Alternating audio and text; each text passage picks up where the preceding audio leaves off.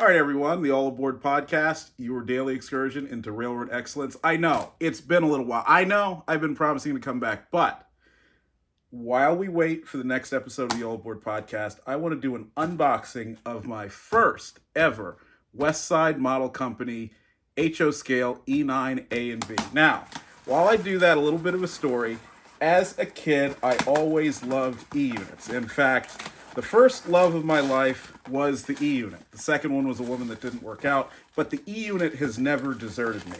And I was looking at an issue from the 1970s of Railroad Model Craftsman, and I saw an ad for Westside models. And back in those days, which was before I was born, HO scale model trains were not that great when it came to plastic, but brass was what you wanted.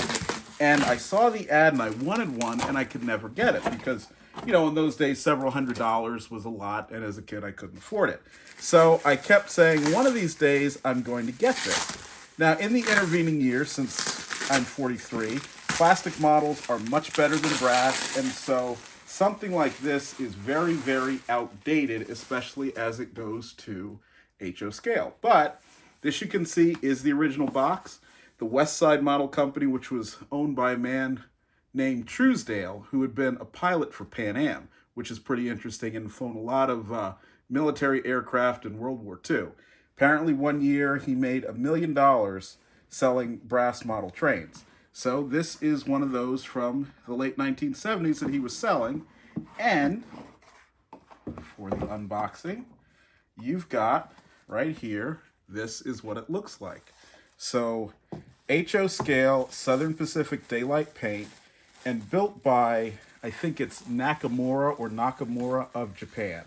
And so you can see this is probably something that was added later, but this is what the model looks like. And you can see real grab irons, KD couplers, no glass in the windshields or the portholes. So that tells you, even though this was definitely much more of a expensive thing to buy at the time, it certainly wasn't as realistic as we're used to now.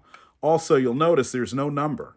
These locomotives, the prototypes, were in the 6400 series for the Southern Pacific, 6000 series, not the 6400s. 6018 was the lone E8, and then from 6040, I think 6 and up were the E9s, and this, of course, depicts an E9. So this is the A unit. Put it down here. And here is the B unit. And, of course, for those of you who are real Southern Pacific fans, you know that the Southern Pacific never had E9Bs, but that didn't stop model manufacturers, whether it was brass or plastic, from creating them. So here you go. This is what you get.